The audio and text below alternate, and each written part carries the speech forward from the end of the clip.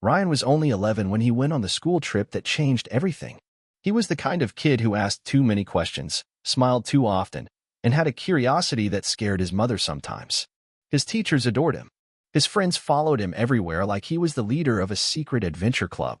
The trip was supposed to be harmless, a weekend camping retreat with teachers, tents, and ghost stories under the stars.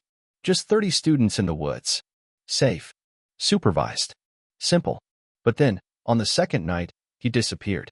The panic began just after dinner. It was Ryan's turn to gather firewood with a friend, Azim. They'd only been gone for 15 minutes when Azim came running back alone, panting, pale, and shaking. He was just there, Azim kept saying, pointing toward the trees. We heard something.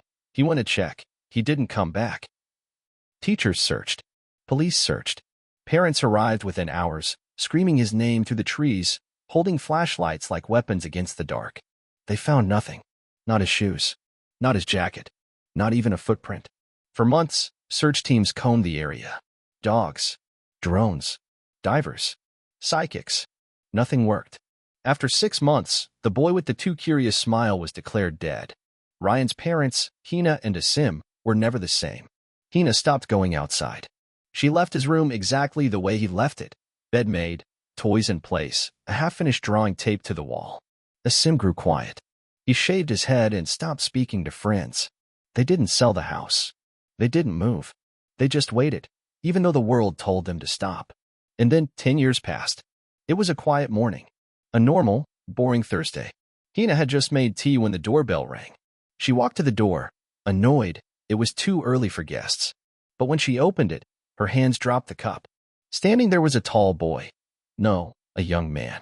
About 21. Messy hair. Familiar eyes. A long scar down the left side of his face. "Emmy," he said softly. She fainted. The world stopped when the news broke. Missing boy returns after 10 years. No one knows where he's been. Is this really Ryan? The media stormed their house. DNA tests were done. And the results? 100% match. It was him. Their son. Alive. But something was off. Ryan didn't talk much. He didn't explain where he'd been. Didn't talk about the woods. Didn't talk about the day he vanished. He just sat in silence, looking out the window, drawing pictures of trees with eyes. At night, he'd scream. Loud, terrifying screams that echoed through the house. Hina tried to hold him. He'd push her away. He would whisper, "They're still there, watching." When asked who they were, he would freeze. One day, Asim found something in Ryan's backpack. A notebook, pages filled with symbols, maps, sketches of strange wooden cabins, symbols no one recognized, and drawings of creatures, twisted, tall, faceless things with long arms and hollow chests. There was one word written again and again. The hollow. Asim showed it to a university professor. She laughed at first, until she stopped laughing. "These aren't random symbols," she said. "Some of them are based on old forest myths from northern Pakistan, stories of entities that live in the woods and feed on lost children. Stories, myths, legends." But then came the real question. Was this a story, or something that really happened? A week later, Ryan spoke for the first time properly. He asked to speak to his father alone. Behind a locked door, he whispered, "They let me go? But not for free." "What do you mean?" Asim asked. "I made a deal. I promised. I'd bring them more."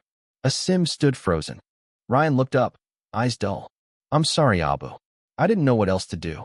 They kept me in the hollow for 10 years. I didn't age. I didn't feel hunger. Just fear. Constant fear. Every night. I heard the others. The ones who didn't escape. There are more." Ryan nodded. "Hundreds. Kids. Yes. Where are they?" "They're still trapped. But they whisper to me. Every night." The family went to the police. But they had no proof. No coordinates. No evidence. The woods had changed. No signs of cabins. No footprints. Nothing. Until one night. Ryan disappeared again. They found his window open. On his pillow a note. "I'm going back. I can't leave them there. Maybe I was never meant to leave." He never returned. But every year on the same day, June 12th, his parents find something outside their door. Once, it was a sketch of their family.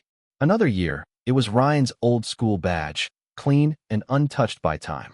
And one year, it was a photo. A blurry image of dozens of children standing in a dark forest, all facing the camera, all with hollow eyes. In the corner was Ryan, still the same age, still alive, or something close to it. Some say the forest holds secrets we're not meant to uncover. Others say Ryan never existed.